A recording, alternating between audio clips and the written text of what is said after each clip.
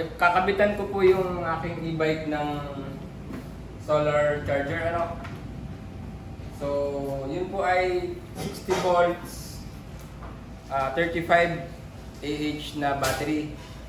So, yun po ay naka-series, 5 series yun. So, ito po ng aking binili ay 150 watts lang. Meron pong 200 watts nito, mas malapad, mas mahaba. Eh, akala ko kasi hindi kakasya eh. So, ito yung binili ko. So, galing dito, ang amperahe gagaling dito ay 8.5 amps.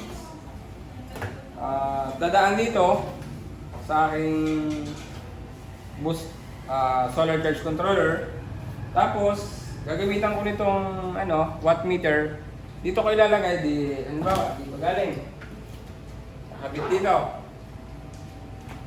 Dito ko siya ikakabit, yung watt meter, para malalaman ko. Kasi yung nandito, hindi pa yung output na galing dito, dadaan pa kasi dito bago pupunta ng battery. So, mas maganda yung manggagaling dito sa MPPT papuntang battery yung susukatan natin ng watt meter. Ayan.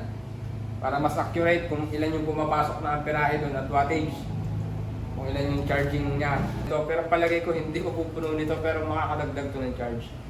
At ang isa pang mangyayari dito, kapag nakabitan ito, wala nang pahinga yung battery. Kumbaga dapat kasi yan, pag ginamit mo siya, iinit yung battery, kukulo yung loob nun kasi lead acid yun. Dapat makapahinga siya at least 30 minutes bago mo i-charge. Nakakabit na palagi ito. May breaker naman, yun lang ang magiging doon. Pero yun ang magiging cons talaga nun. Kumbaga dapat makapahinga yung battery bago i-charge. So papahinga ko muna bago ko i-on yung circuit breaker para hindi masira yung battery kagad. So ito yung gagamitin ko, 10 AWG 5.5 mm squared. So 32 amps naman ito. So, kung mag-short circuit man yung battery, mataas naman ito, nasa 40 amps ang capacity nito. Magti-trip kagad tong 32 amps bago pa ito masunog. So okay naman to. Safe to. At ito naman po ay may self-setting ito. So, titingnan ko din yung charger ko kung 60 volts ba talaga or less or mas mataas. Pero palagay ko 60 volts yun. So, 60 volts yung siset ko dito. So, yun lang po yung gagamitin. Pag hindi ko nabibidyohan kung paano ikabit, si madali na, nasa sa inyo na kung paano ikakabit. Yun, pag nangyari na, papakita ko na lang. So, naipaliwanag ko naman kung paano ikakabit. So, yun lang po. May 200 watts po nito kung gusto nyo. Kaso nagmali ako ng estimate baka kasi mas malapad, mas mahaba, baka hindi magkasya sa e-bike. So yun po yung e-bike ko. Kabitan ko yan para hindi na tayo gumamit ng yung e-bike ko. Yan, para hindi na tayo gumamit ng kuryente sa pag-charge. At least kahit di makapuno, hindi na ako mag-charge sa aking cellphone. Sa aking sa kuryente. So bale yan yung e-bike nakabitan na. Ikabit ko na lahat yung sa solar. Ayan o. Ayan. Yan okay lang yan na walang kawang kasi nakita ko din sa iba. Sa mga Chinese ko yata nakita. Sa bubong nila nakalapat pa sa semento sa rooftop. Bale, ito yung galing sa panel. Ito. Saka dito sa kabila. Ito. Yan. Tapos naka-cable ties lang lahat yan. Yan. Medyo kinalawang na. Naka-cable ties lang. Tapos, ito. Ito yon. Yan. Tapos, pumasok dito sa source.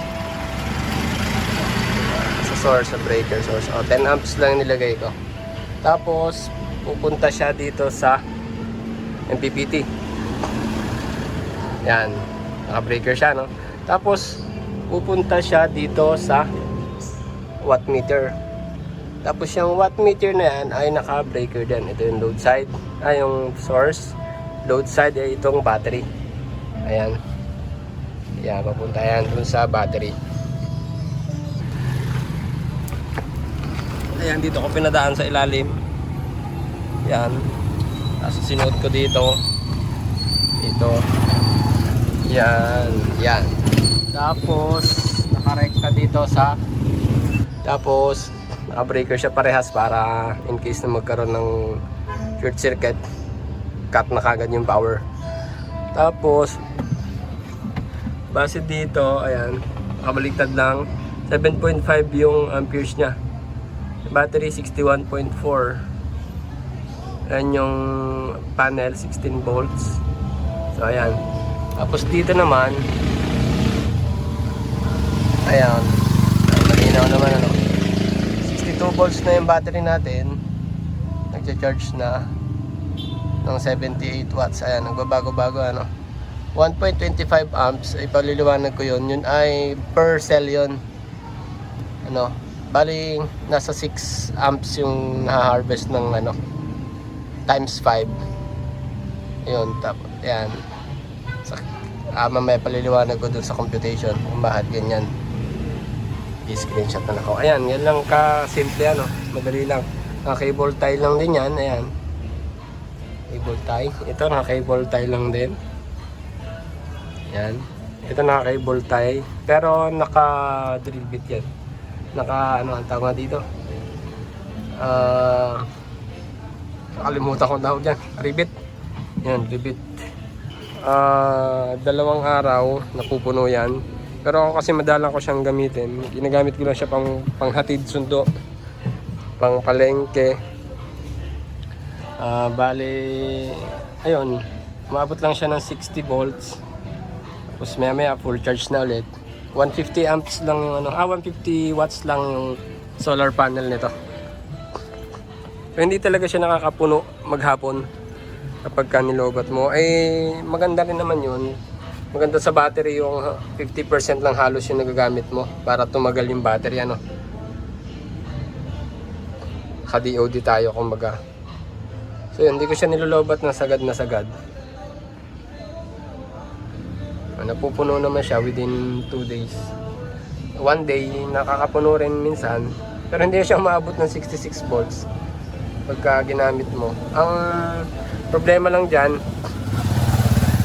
nagagamit mo siya kahit bagong charge, gaya nyan. Dapat kasi ang lead acid ay nakakapahinga.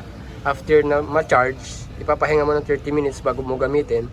Tapos kapag naman nalobat, dapat ipapahinga mo rin ng 30 minutes bago mo i-charge. So dapat may ganun. So ngayon na nangyari, wala na siyang pahinga. So makakabawas na yun ng ano talaga, ng life cycle niya. Pero okay lang, lead acid naman mura lang yan. Saka ko na yan bibilhan ng Life po 4. Gagawin ko yan ng bibuild ako ng battery. So bali yun po yung lumabas dun sa ano kanina in-screenshot ko.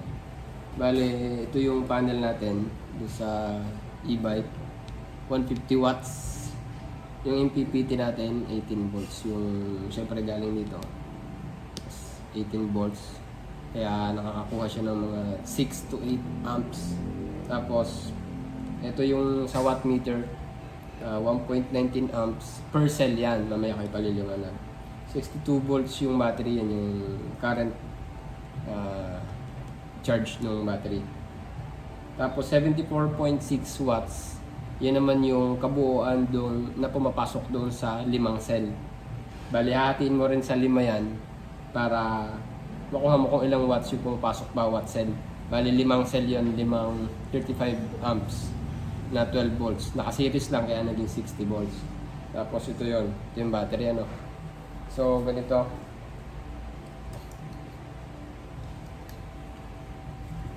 Sa bawat cell, ito yung battery ano. Yan. Sa bawat cell na yan, 5 yan na naka-series. Yan. 5. So bali 1.19 amps kada isa times 5. Yan. Igisa yan. Tapos 74.6, calculate ko lang.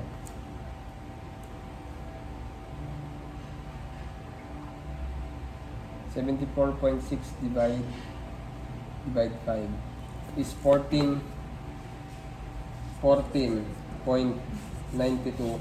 watts per cell yan. Times 5 din yan. Kaya makukuha mo yung 74.6. Ano? So, ito ay nasa kabuuan nasa 5 amps din. Tapos, yan kasi ay ibig sabihin, kung 5 amps ito, kung 5 amps yung nakukuha dito,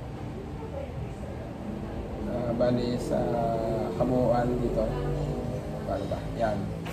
Kung 5 watts, 5 amps, sorry. Kung 5 amps yung nakukuha, ito times mo siya sa dun sa 18. 5 times 18. So, ayan, nasa 90 watts lang yung nakukuha ng ano, kasi depende rin yun sa oras. So, nasa 90 watts lang ito. Balik kasya talaga yung ano 200 watts doon. Nagkamali lang talaga ako ng tansya. Kala ko kasi sobra doon sa bubong. So, marami din nagsasabi na dapat daw may ventilation yung panel sa bubong. Pero may mga napapanood talaga ako sa mga buildings, sa mga rooftop na semento pa. Nakalapat lang yung mga flexible na solar panels na yun. So, ayun yung in summary talaga, hindi na ako nag-charge dun sa bahay sa kuryente. Yun na lang yung ginagamit ko. Binibilad ko lang siya. Yun nga lang ang magiging problema mo, mabilis maluluma yung e-bike kasi lagi na initan, ulanan, yun. Pero hindi na talaga ako nag-charge. May 2 months na. Up to 3 months ko na siyang ginagamit. Basta mahalaga doon ay nasa 50% lang yung nagagamit ko. Kung nagkaka-DOD siya kasi hindi ko na masyadong gamit. Minsan nakasasakyan ako, minsan may nakamotor. So ayun, laking tipid pa rin. May e-bike tapos naka-solar. Tipid ka sa gasolina, lalo na pag traffic. Sa gabi, sarap din mag-e-bike. Tipid ka din sa kuryente, tipid ka din sa gasolina. So yun lang.